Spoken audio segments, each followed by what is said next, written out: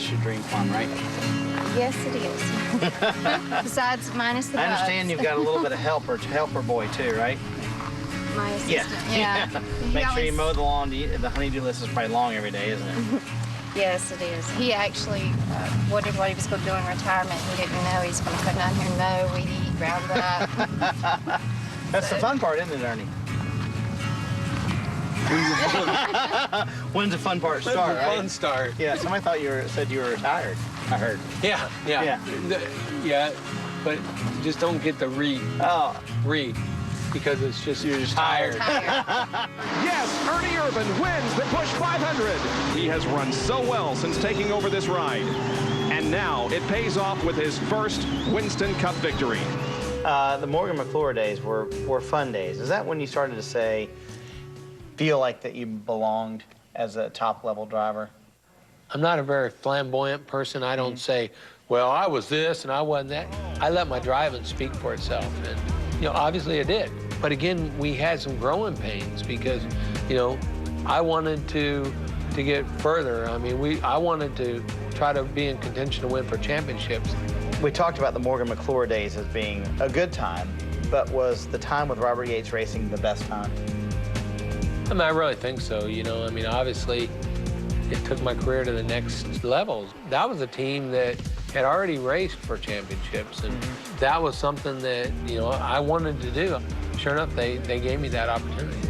Things happened really good, but we had really good cars. Larry McReynolds was a great crew chief, and me and him kind of spoke the same language. He could read what I was trying to say, Everybody's got the same opportunity. It's like, okay, your car's loose or tight or whatever, but there's a lot of things to do to fix that. And so me and Larry kind of really hit it off.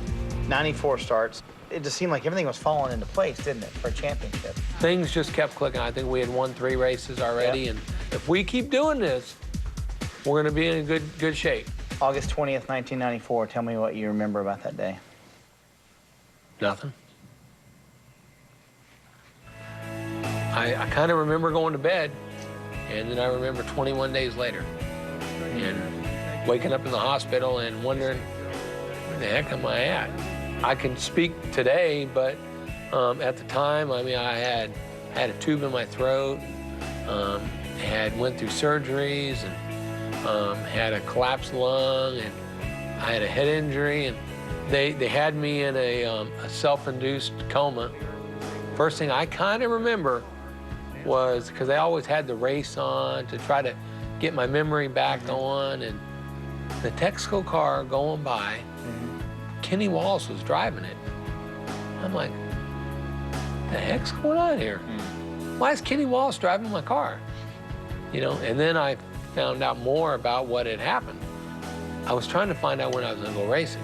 They had told me that if I could ever drive my little girl to school, that would be a successful recovery.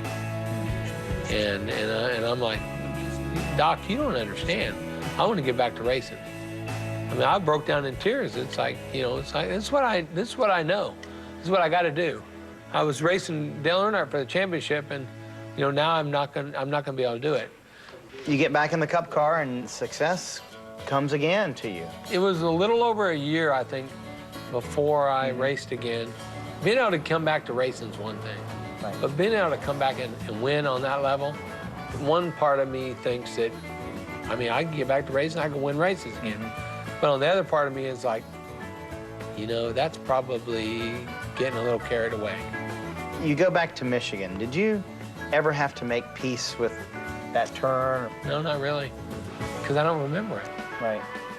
If I remembered all of it, the tire cutting down and hitting the wall, I don't know if I'd have been able to do it. To come back racing or go back to that track? Both. Yeah. Because everybody's like, man, what was it like going back to that corner again? Well, I mean, the car was doing this. No, what was it like? I don't really remember it.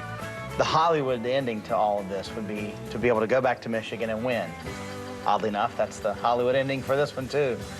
That was the ultimate thing I felt like I could do in my career, is being able to win at the racetrack that almost conquered me. That was the win of all wins. Let's go back and talk about the second accident at Michigan. But what was going through your mind after that? At that time, I mean, I thought, I don't want to put my family through this again. I don't want to struggle with trying to do it again and be mediocre. I told Kim, I'm going to retire. Yeah, right. And she walked off. And I said, no, you don't understand. I'm going to retire. And I did retire. I retired from racing. I didn't retire from living. And to prove he hasn't retired from living, Ernie has become a living advocate for others who have suffered brain injuries similar to him, founding Race to Safety, a nonprofit organization that helps to promote awareness and prevention of head injuries, especially among children. Do you think that you would have traded perfect health for, you know, the success and the career and the money and all that? You never know that you would do that if you hadn't had some things that you step back on, you know? Sure. It's like, it's really easy to trade it today. Yeah. If we don't choose to do some of the wrong things, then maybe we can prevent a lot of the bad things. And Marty Snyder joining us on set. Now, Marty, you know, with great athletes, I always find it interesting after they retire, especially when they've been through something like that. Yeah. This is a guy who seems very content with where he is. Yeah, in his and life he's right very happy. And my wife, Andrea, and I have become very close to Ernie and Kim. They joined our church before they moved away to Charleston. But I would say Ernie's very content, very happy with his life now. And he's a man who walked away and didn't really have any regrets, even though he walked away sort of having some success, minus that a couple of accidents, Larry Mack. I think he was very happy with the decision to walk away. There was no doubt in his mind that he wanted to walk away.